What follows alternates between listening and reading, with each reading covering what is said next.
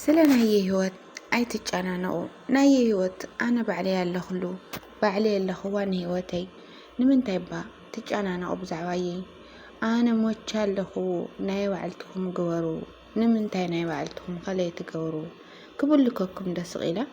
ሰላም ሰላም ሰላም ናይ ቻናለይ ተኸታተልቲ ሃመይናኹም ደሕና ድኹም? ሃመይ ውዕልኩም? ሃመይ ምሽኹም? ኣነ ሰላም ኣምላኽ ይመስገን።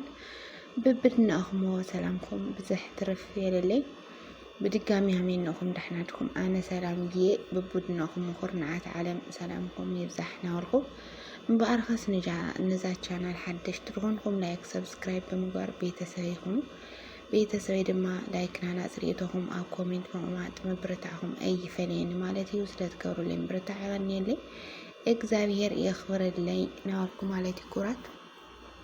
لما أنتي ميدونا دما ያው ሐውቤቲ ምስዓል ትገዛኦም እንደኾነ ማለትዩና ቤት ማለት ቤተሰብ እንግዲህ ያው አሞንጎ አሌክስ እና ቤት ለተፈጠረ ነገር ኩላትና እንፈልጦ ኮይና ቤቲ መንጎሳ ሓዳራታ ከምትርብሽላ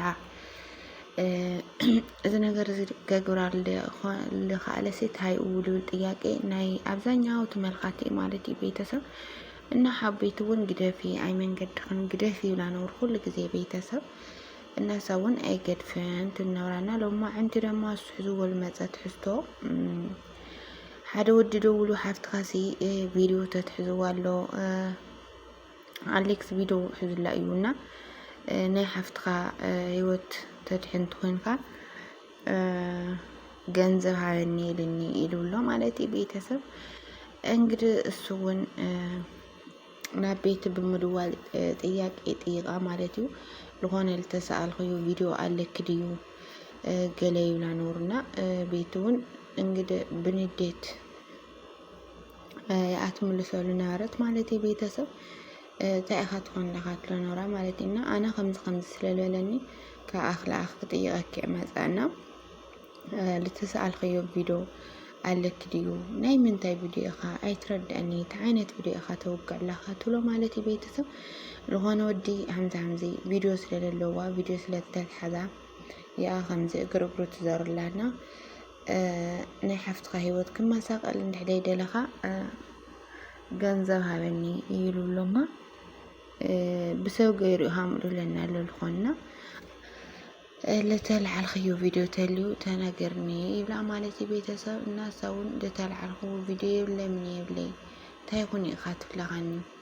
አሌክስ ድማ አምዛ ዓይነት ሰብ አይኮነን አነ ባዕለይ የቀረወዮ ፎቶዮ ትመችኒ አለኹ ድማ ህይወተይ ይመርሕ ለኹ ለይትጎድፉን ባና አልኹም ለይትገብሩ ትብል ማለት ቤተሰብና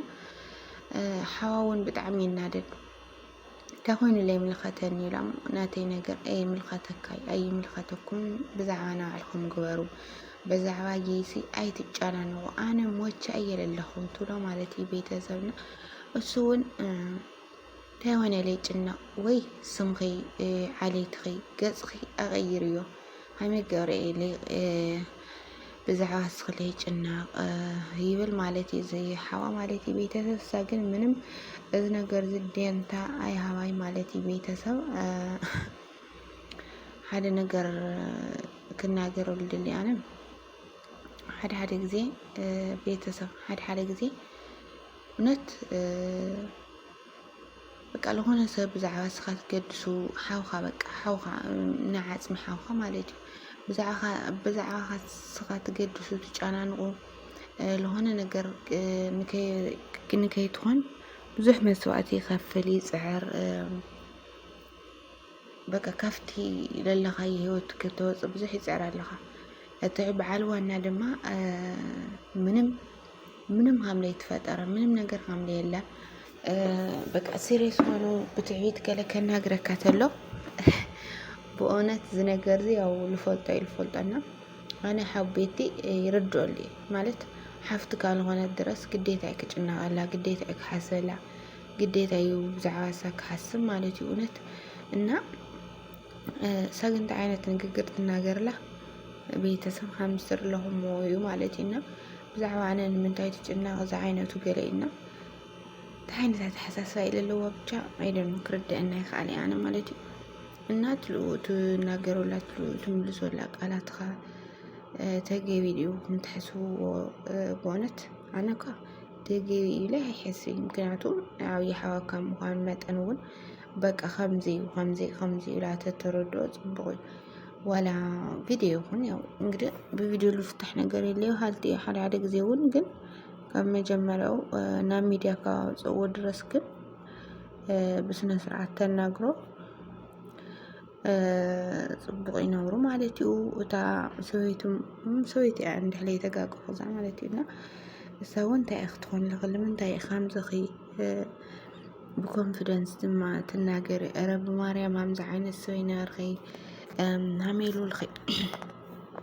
ከምዚ ዓይነት ሰው ይነበርኺ ሃሜሉ ልኺ መርእያ ንብለክ ጓልኩ ይኽነበርኺ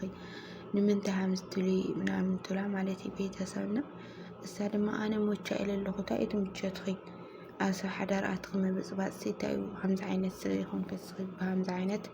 ኣይንፈልጠክየን ሕና ትላ ማለት እዩ ዛዕባ ሓፍትና ኣለና